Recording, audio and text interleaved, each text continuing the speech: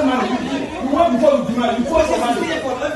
From what you buy, you are going for 10 days. You are not in before. What kind of life is that? You take the patient before you demand money. Huh? You put it out of the sugar, money. That's what you can do. This patient will be here for me 2 days or nobody will be left. I'm not going to try to go to Comboni. You go, move back to go. You go, I'm back to go. I'm not going to Comboni. No, no, you could cancel my phone. I'm not going to go to Comboni. You go, move to for you. The hospital. I'm not going to go.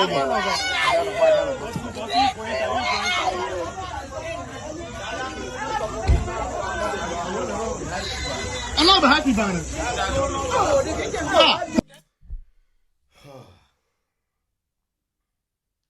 I remember when I don't want to say mine because it was about Ghanaians. It was about, issue that is related to Ghana. When the Ridge Hospital incident happened, a lot of people who were on radios, on TVs, and social media, and even on the mainstream media, some people were like, oh, even though what the guy filmed was about, what is happening, but to assault the lady, and there should not be any instance. Even the Minister of State responsible for health even made such a statement. He made such a statement, and I want you to listen to him. Listen. Irrespective of the provocation at any health facility, nobody, absolutely nobody, has a right to physically attack any health professional in this country. So that was the Minister of State talking about nobody has the right to assault physically any medical health provider in any facility. But then, Mr. Minister, you support health providers leaving the same taxpayers that they are supposed to be taken care of by these health providers to die, to be calling on God to save their life. Whereas we know that is why we are putting you there. God does not save lives in the hospital. If God saved lives, people wouldn't be called doctors. People wouldn't be called nurses. We wouldn't be using our taxpayers' money to build one hospital, to buy equipment, to pay your allowances and all your conditions of service that you demand each and every year, just because all of you are taking advantage of the system and politicizing of every nonsense that happens in this country in the expense of our lives, our soul. And it's not their fault, because ministers, people who are supposed to be working for the people, work for institutions and group of people.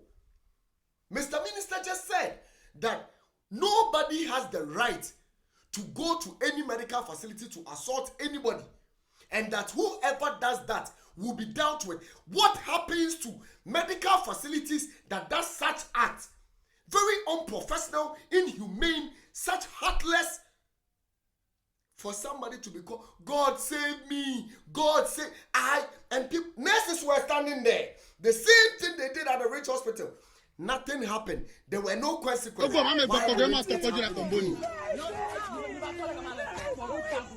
Nurses are watching social media. It goes wide.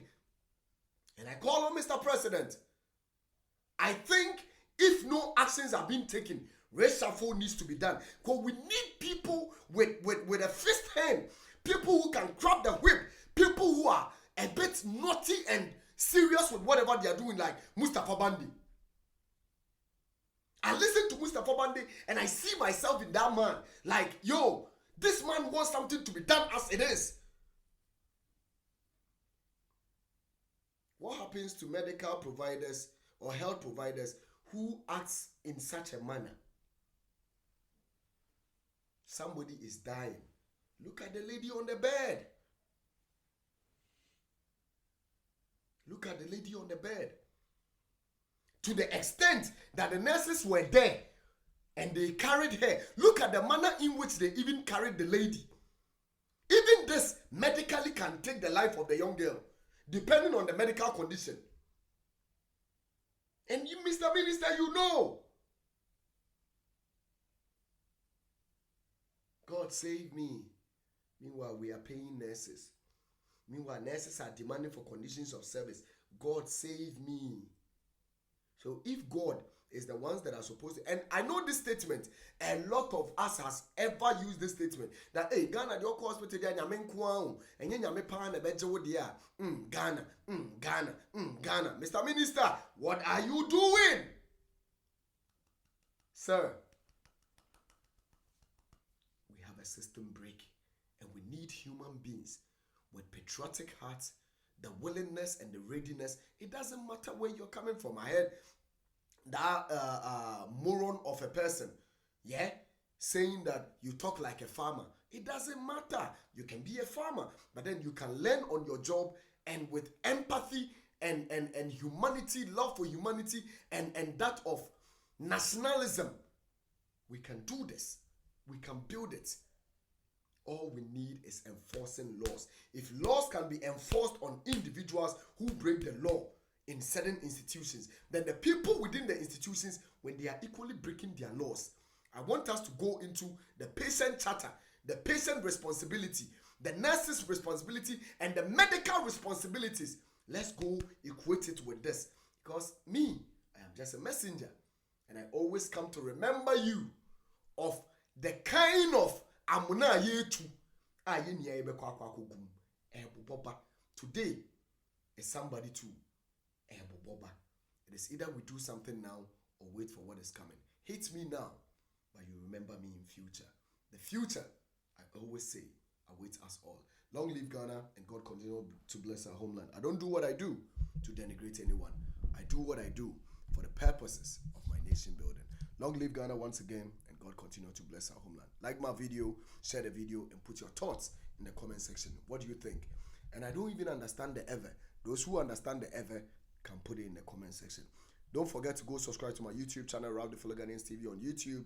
Let's all build together to make sure we support and build our nation forward. Long live Ghana once again, and God continue to bless our homeland. The name must always remain Ralph the Fellow Ghanaian until we meet again.